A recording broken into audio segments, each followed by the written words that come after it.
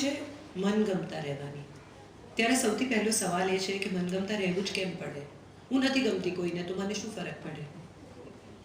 અહીંથી જ આપણે શરૂ કરીએ. ઘણા બધા લોકો એવા છે જે લોકો એવું કહે કે હું તો આવો જ છું, તમને ગમે તો ચાલે, ના ગમે તો કંઈ નહીં, તેલ પીવા જાઓ,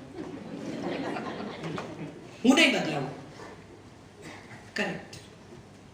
માણસ 20 વર્ષનો હોય ને ત્યારે એને એમ હોય કે હું દુનિયા બદલી નાખું.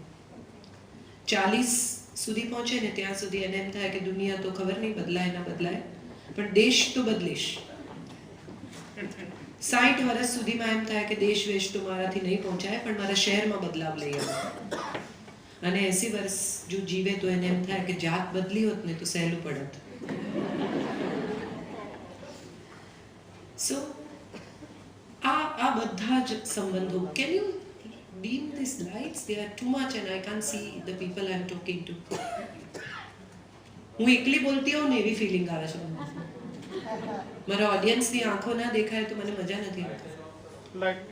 તો પણ થઈ શકે. There is a request to have a little house lights, please.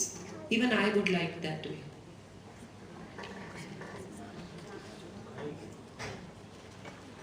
Thank you so much. I am also glad to see all of you. મને એવી ફિલિંગ આવે છે કે હું એકલી બોલું છું અહીંયા ઊભી રહીને. સાયકેટ્રિસ્ટની જરૂર પડે સાંજના છે. So I am in a better position now. I can see all of you and I think that's the best thing one can have. વાત કરવાની છે મનગમતા રહેવાની ને ત્યારે સવાલ થાય છે કે મનગમતા રહેવું કેમ પડે?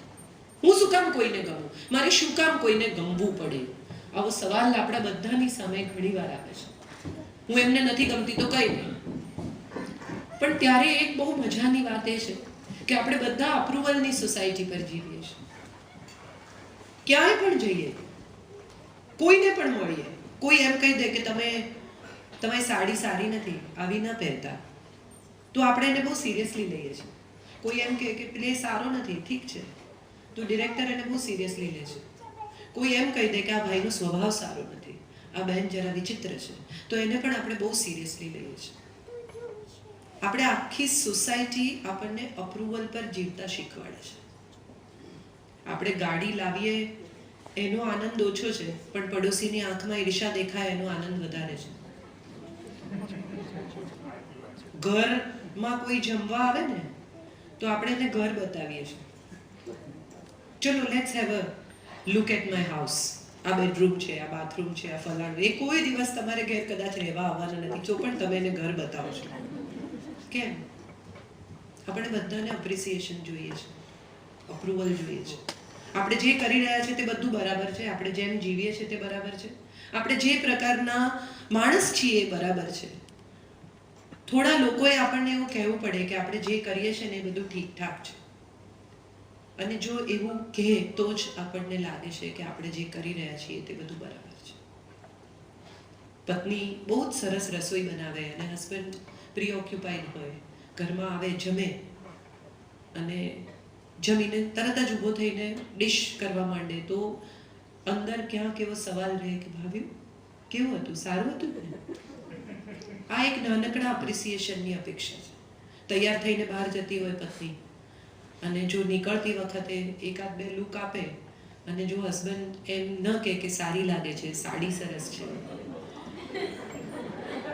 આમાં ખરેખર મજાની વાત એ છે કે હસબન્ડ ચાન્સ મિસ કરી જાય છે, કારણ કે પાર્ટીમાં કોઈને કોઈ તો કહેશે જ.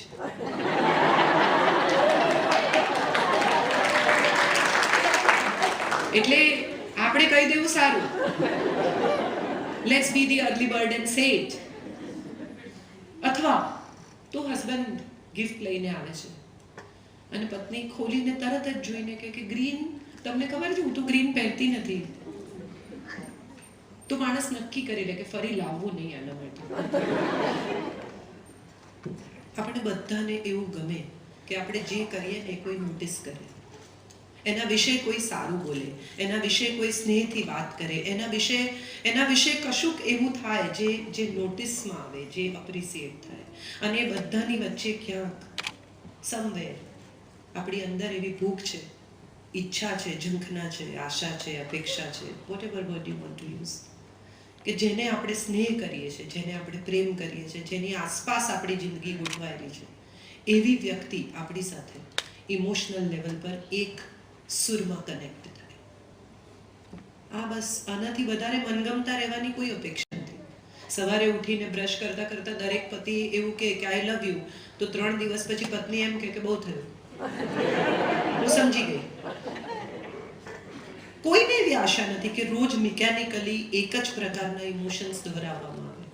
મારો એક પ્લે છે which is called perfect husband.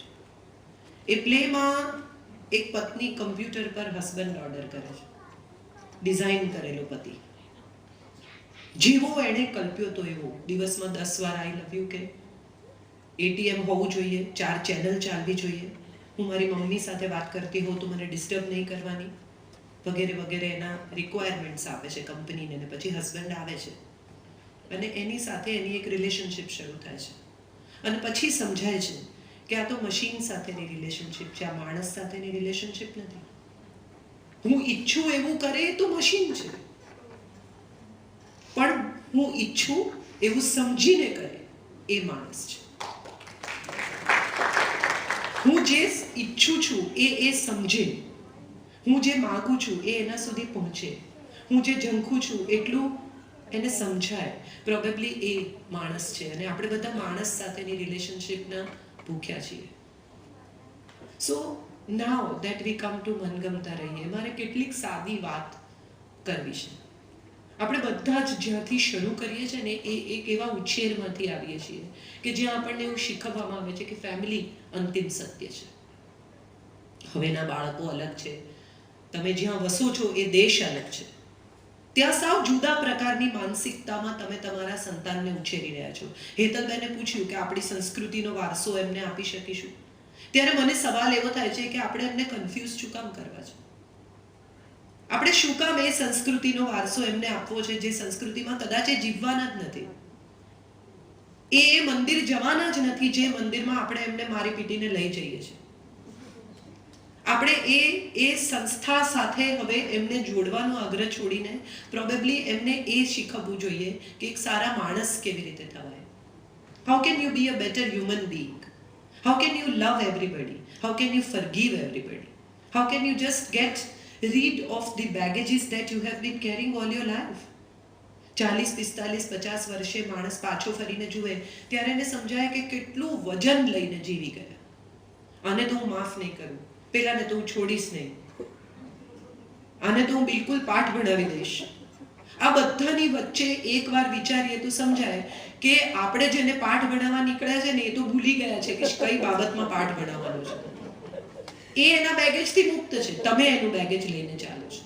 એક બહુ સરસ ઝેન વાર્તા છે કે એક શિષ્ય અને એક ગુરુ, 2 જણા જતા હતા ને ગુરુ વારંવાર શિષ્યને કહે કે આમ છોડી દે, તેમ છોડી દે, નહીં કર. પણ શિષ્ય તો દર વખતે એની એ વાત પકડી રાખે કે ના, તમને નહીં સમજાય, મને કેટલું દુઃખ છે, હું ક્યાંથી દુઃખી થઈને આવ્યો છું, મને કેટલા પ્રોબ્લેમ્સ છે. એક દિવસ ગુરુએ દોડતા જઈને એક ઝાડને પકડી લીધું જોરથી અને બૂમો પાડવા માંડ્યા, મને છોડ, મને છોડ, મને છોડ. એટલે શિષ્ય ત્યાં જઈને કહ્યું કે તમે શેના માટે બૂમ પાડો છો? ઝાડને તમે પકડ્યું છે, ઝાડે તમને નથી પકડ્યા. Why are you shouting? એટલે શિષ્યને ગુરુએ બહુ હસીને કહ્યું કે બેટા, બધી જ બાબતમાં એમ જ હોય છે, આપણે પકડી અને આપણે જ બૂમો પાડીએ છીએ. સંબંધ એ બહુ સુંદર સ્પેસની વાત છે. હું તમને ચાહું, તમે મને ચાહો, અને આપણે એકબીજાને એક એવી જગ્યાએ, એક બોક્સમાં ફિક્સ કરી દઈએ કે જ્યાં આગળ હું પણ શ્વાસ ન લઈ શકું ને તમે પણ શ્વાસ ન લઈ શકો, તો ગુંગળાઈને થોડોક જ સમયમાં બેમાંથી એક જણ બોક્સમાંથી બહાર નીકળી જશે. એક માણસે ચેલેન્જ આપી કે મારો એક બકરો છે, એની બહુ વાસ આવે છે, જે માણસ એની સાથે મેક્સિમમ ટાઈમ રહી બતાવશે એને હું પૈસા આપીશ. પહેલો માણસ ગયો 10 મિનિટમાં બહાર, બીજો ગયો 15 મિનિટમાં બહાર, ત્રીજો ગયો 20 મિનિટમાં બહાર, ચોથો અડધો કલાક રહ્યો, પાંચમો ગયો અડધો કલાક, 40 minute, 45 minute, 50 minute. Everybody was happy. કરે વાહ, આની તો કેપેસિટી ભયાનક છે. થોડી વારમાં બકરો બહાર નીકળી ગયો. આવું પણ થતું હોય છે સંબંધોમાં. આપણે ચેલેન્જ લઈએ કે હું ટોલરેટ કરીશ, હું સહન કરીશ, હું ટકી જઈશ, હું બધું ચલાવી લઈશ, હું બધું માફ કરીશ. પણ શક્ય છે સામેના માણસની એટલી તૈયારી ન પણ હોય. રિલેશનશિપ ઇઝ ઓલ અબાઉટ લવિંગ ઈચ અધર અનકન્ડિશનલી. શર્ત વગર ચાહી શકાય એ સંબંધ સાચો. શરત એટલે બહુ સાદી શરતો હોય છે ઘણીવાર સંબંધમાં. મને ઘણા લોકો મળે when I work for marriage counseling, when people come to me, they say મને સમજતા જ નથી. ત્યારે મને એમ થાય કે આપણે કોઈ રોકેટ સાયન્સ છીએ કે માણસ આપણને ન સમજી શકે. એવું શું છે આપણામાં આટલું અઘરું કે સામેનો માણસ આપણને સમજી ન શકે?